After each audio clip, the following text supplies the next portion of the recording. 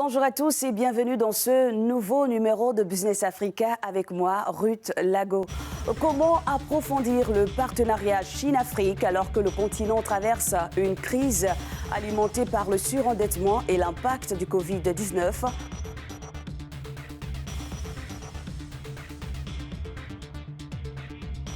Et que peut apporter l'industrie du cannabis à l'économie sud-africaine? Selon les experts, le potentiel du secteur s'évaluerait à 1,7 milliard de dollars.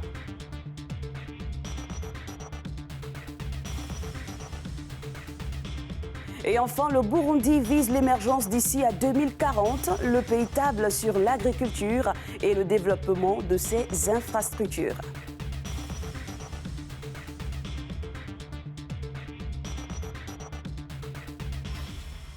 La collaboration sino-africaine a fortement progressé ces dernières décennies. La valeur des échanges commerciaux entre les deux parties s'élevait à 192 milliards de dollars en 2019 contre 185 en 2018. La Chine a investi plus de 2 milliards de dollars au cours des premiers mois de l'année en cours 2021, soit une hausse de 9,9%. Ce partenariat est-il bénéfique? Regardez ce sujet. Au cours des 9 premiers mois de 2021, les échanges commerciaux entre la Chine et l'Afrique ont augmenté de 38,2% pour atteindre 185 milliards de dollars, selon Qian Keming, le vice-ministre chinois du commerce. Depuis 2009, la Chine a ravi aux États-Unis la place de principal partenaire commercial de l'Afrique. Le contenu des importations chinoises depuis le continent africain représente entre 20 et 30% de ce volume d'échanges. Un partenariat économique qui se concentre sur les hydrocarbures, les minéraux ou encore les pierres précieuses et métaux de base.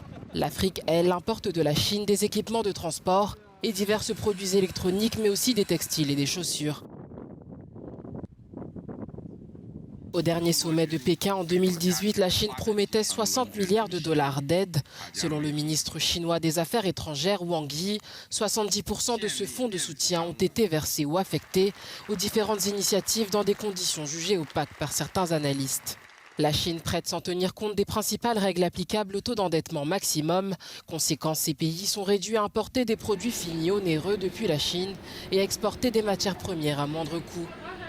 Au forum de Dakar prévu à la fin de ce mois, les pays africains sont invités à développer une approche plus collective et organisée vis-à-vis de la Chine. Et pour parler de cette nouvelle ère de coopération sino-africaine dans la lignée de ce forum de Dakar, je reçois Anna Ryder, directrice générale de Development Reimagine. Bonjour madame, merci d'avoir accepté notre invitation. Ce forum intervient à un moment où l'Afrique tente de se remettre de cette pandémie de Covid-19. La Chine fait partie des donateurs. Comment, selon vous, l'Afrique doit-elle faire face à cette crise ? Il ne fait aucun doute que les vaccins continueront d'affluer de la Chine vers les pays africains au cours de l'année prochaine. Comme vous l'avez mentionné, la Chine a été l'un des principaux fournisseurs de vaccins aux pays africains, avec un certain nombre de pays, dont par exemple l'Égypte, qui ont également commencé à fabriquer localement des vaccins chinois. Cette tendance devrait donc se poursuivre. La question sera de savoir quelle sera la prévisibilité de l'approvisionnement et comment faire en sorte qu'encore plus de pays africains soient en mesure de s'approvisionner en vaccins dès maintenant. À l'approche du forum sur la coopération sino-africaine, un peu moins de 6% de la population africaine est entièrement vaccinée. Il est donc nécessaire d'augmenter les stocks dans toutes les directions et d'approvisionner un certain nombre de pays en retard, notamment dans la partie centrale de l'Afrique. Anna, après les vaccins, il y a le chantier des infrastructures. Est-ce que la Chine va-t-elle continuer à investir dans les infrastructures en Afrique quand on sait que plusieurs analystes critiquent souvent des investissements très opaques? Je dirais que ce qui s'est passé jusqu'à présent, c'est que la Chine a été ouverte aux besoins des pays africains et a soutenu les infrastructures nécessaires. Cependant, aucun partenaire de développement n'a vraiment soutenu l'Afrique à l'échelle nécessaire, surtout dans la période à venir et même en cette période de Covid-19. Les pays africains ont besoin de plus de financement et non de moins afin de se relever de la Covid-19 et de façonner, par exemple, un avenir numérique. Il y a donc beaucoup de choses qui sont en jeu, un certain nombre d'inquiétudes. Certains analystes affirment que la Chine réduit ses dépenses à l'étranger.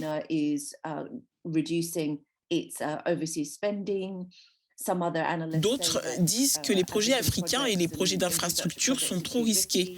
Je ne fais pas partie de ces analystes. Je pense qu'il y a eu beaucoup de croissance et d'opportunités avec ces investissements dans les pays africains, y compris par le biais de prêts concessionnels. Et j'espère que la Chine sera du même avis et qu'elle continuera à être ouverte aux prêts aux gouvernements africains qui en ont besoin, mais surtout à de faibles taux d'intérêt et pour de très bons projets, en particulier des projets régionaux qui produiraient d'importants retours économiques, notamment avec la zone de libre-échange continentale africaine que nous avons.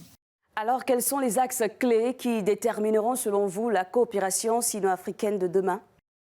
Il est difficile d'affirmer qu'une coopération numérique est un domaine nouveau. Le Forum sur la coopération sino-africaine entre dans sa 21e année. C'est la 8e réunion de la série et au cours de ces 20 années, le nombre de domaines de coopération a augmenté rapidement. Aujourd'hui, il y a plus de 40 domaines de coopération. Mon cabinet vient de réaliser un rapport qui le montre. Donc, tous ces domaines, beaucoup d'entre eux sont susceptibles de se poursuivre et ils vont de l'agriculture à la santé, en passant par le commerce et les investissements. Mais nous nous attendons certainement à ce que l'accent soit mis davantage sur le secteur privé. Et comme je l'ai mentionné, la coopération numérique et ces deux domaines sont très, très importants, en particulier pour la reprise post-Covid-19. Anna Ryder, directrice de Development Reimagine, merci de votre participation. À Sandtown, en Afrique du Sud, plusieurs entreprises opérant dans l'industrie du cannabis ont vanté le potentiel encore trop peu exploité de ce produit sur l'économie sud-africaine. Les entrepreneurs sont unanimes, le secteur à lui seul peut recruter entre 10 000 et 25 000 personnes et l'Afrique du Sud pourra devenir une plaque tournante du business du cannabis dans le monde avec à la clé des milliards de dollars à gagner. L'exposition sur le cannabis a rouvert ses portes à Johannesburg en Afrique du Sud après une pause due à la pandémie. Au programme, des divertissements et des formations inspirées par la marijuana pour le public. Alors que l'usage de cette drogue a été dépénalisé dans le privé en 2018, le jugement doit encore être transformé en loi. Pour les entrepreneurs réunis lors de cette exposition, cela permettrait d'avoir de nombreuses opportunités commerciales. En 2018, on a lancé la première expo sur le cannabis juste après qu'il soit devenu légal pour les gens d'en consommer chez eux, en privé, en Afrique du Sud. Et on a vu à partir de là que le gouvernement a avancé lentement, mais dans la bonne direction, pour ouvrir davantage l'industrie du cannabis afin qu'elle puisse profiter à tous les Sud-Africains. Selon l'organisateur, cet événement permet de montrer le potentiel rentable du cannabis, l'industrie connaissant déjà une croissance rapide mais qui pourrait être aidée par le gouvernement. Pour les petites entreprises, c'est difficile d'avoir accès à un financement à un taux d'intérêt raisonnable. Je pense que le gouvernement pourrait en faire plus à ce sujet. Malgré ça, nous sommes toujours en avance sur la plupart des pays du monde. De par son climat propice à la culture du cannabis et les compétences disponibles, l'Afrique du Sud espère se positionner en tant que producteur phare à travers le monde. Et tout autre chose à présent, l'émergence du Burundi passera par la diversification de son économie. Ce pays veut miser sur la transformation de l'agriculture et le développement de ses infrastructures. Un message réitéré par les économistes lors du tout premier Forum national sur le développement qui a eu lieu à Bujumbura. Au Burundi, plusieurs secteurs peuvent constituer des leviers pour le développement du pays. C'est ce qui ressort du Forum national sur le développement qui s'est tenu il y a quelques jours dans la capitale Bujumbura sur le thème « Faire du Burundi un pays émergent d'ici 2040 ». La majorité des Burundais, c'est une population de moins de 25 ans, donc c'est une population jeune qui est prête à travailler. Nous sommes au milieu de l'Afrique centrale, au milieu de l'Afrique de l'Est et avec un accès au lac Tanganyika. Le Burundi peut être une plaque tournante, un cercle où les exportations agricoles, où le savoir-faire est justement exporté non seulement dans l'Afrique francophone centrale, mais également en Afrique de l'Est. Pratiquée à plus de 90%, l'agriculture est le principal levier de croissance. Mais le Burundi peut aussi devenir un pays avec un fort potentiel touristique, selon le chef de l'État. Les opportunités d'affaires ne manquent pas au Burundi, surtout dans les secteurs stratégiques comme l'exploitation industrielle des mines, les infrastructures, l'agro-industrie, l'écotourisme, l'éducation professionnelle, les logements sociaux, la logistique, les soins de santé, l'énergie et les TIC. Selon la Banque mondiale, la croissance économique du Burundi serait de 2% en 2021 contre 0,3% en 2020. Le pays espère renverser la tendance en comptant sur des investissements étrangers. Merci de votre fidélité à Business Africa. À très bientôt.